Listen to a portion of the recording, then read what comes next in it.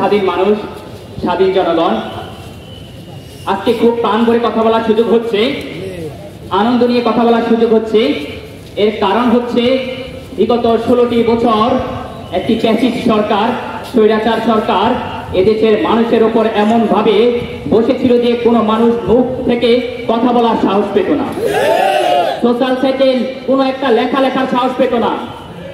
কেউ কোনো কিছু লিখেছে তো তাকে ডিজিটাল সিকিউরিটি অ্যাক্টের মাধ্যমেই দেখা গেল রাতের আধারে তাকে গুম করে আয়না করে নিয়ে যাওয়া হতো।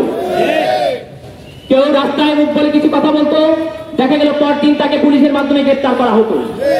ইসলামী ছাত্র আন্দোলন বাংলাদেশ বিগত 16টি বছর ধরে ইসলামী আন্দোলন বাংলাদেশের আমিরের নেতৃত্বে বিভিন্ন কর্মসূচিতে এই সরকারের পেশিবাদী আচরণের বিরুদ্ধে অবস্থান নিতে গিয়ে অসংখ্য ছাত্র ভাইকে এভাবে কারাগারে নিতে হয়েছিল, কারাগারে থাকতে হয়েছিল, অসংখ্য ভাইকে গ্রেফতার হতে হয়েছিল, অসংখ্য ভাইয়ের ক্যারিয়ার নষ্ট হয়েছিল। অসংখ্য ছাত্র ভাই চাকরি করতে গিয়ে আমরা দেখেছি পুলিশ ভেরিফিকেশনে তার বিরুদ্ধে একটি নেগেটিভ মন্তব্য সরকার বিরোধী আখ্যা দিয়ে তার ক্যারিয়ারকে ধ্বংস করা হয়েছিল।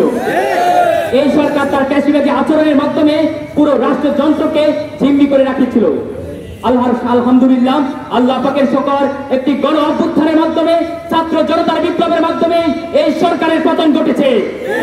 এই সরকারের পতন ঘটাটা অনিবার্যই ছিল এবং সেটাই ঘটেছিল। আর এই বিপ্লবের কথা ইসলামী ছাত্র আন্দোলন বাংলাদেশ এদেশের ছাত্র ভাইদেরকে বলে দিয়েছিল, বারবার বলেছিল রেজিমের পরিবর্তন হয় গণবিপ্লবের মাধ্যমে, রেজিমের পরিবর্তন হবে ছাত্র অভ্যুত্থানের মাধ্যমে, রেজিমের পরিবর্তন হবে ছাত্র জনতার অভ্যুত্থানের মাধ্যমে। আপনারা জানবেন যে ছাত্র আন্দোলন তার কর্মসূচির মধ্যে একটি গুরুত্বপূর্ণ কর্মসূচি রেখেছিল ইনকিলাব তথা গণবিপ্লব। কারণ তারা জানে একটা রেজিম পরিবর্তনের জন্য গণবিপ্লবের বিকল্প নাই। প্রিয় সহযোদ্ধা ভাইয়েরা, প্রিয় ছাত্র জনতা, আপনাদের হয়তো এখনো মনে মনে একটি চিন্তা হতে পারে যে রেজিমের পরিবর্তন হয়েছে কিন্তু বিদ্যমান সংবিধান, এই সংবিধানের কি হবে? মনে রাখবেন, যদি কখনো কোনো বিপ্লব হয় সাথে সাথে সে বিদ্যমান রেজিমেরও পরিবর্তন হয়ে যায়। অতএব বাংলাদেশে বর্তমানে কোনো সংবিধান নাই, কারণ ডক্ট্রিন অফ নেসেসিটি, এই তত্ত্বের ভিত্তিতে কোন দেশের জনগণ যা চাইবে তাই সংবিধান।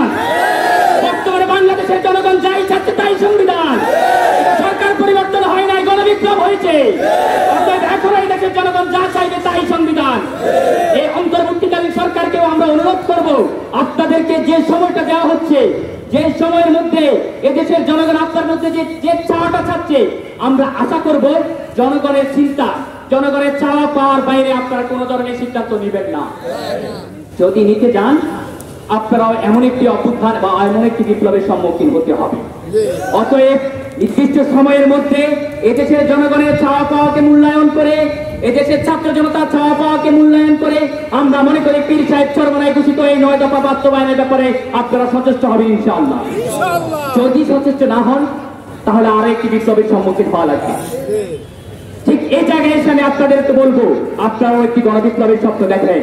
ইসলামী গণবিপ্লব হয়ে গেলে তখনকার বিদ্যমান রেজিমও থাকবে না, তখনকার সংবিধানও থাকবে না। সেই ইসলামী বিপ্লবের আহ্বান জানিয়ে আমার বক্তব্য এখানে শেষ করছি। আসসালামু আলাইকুম ওয়া রাহমাতুল্লাহ।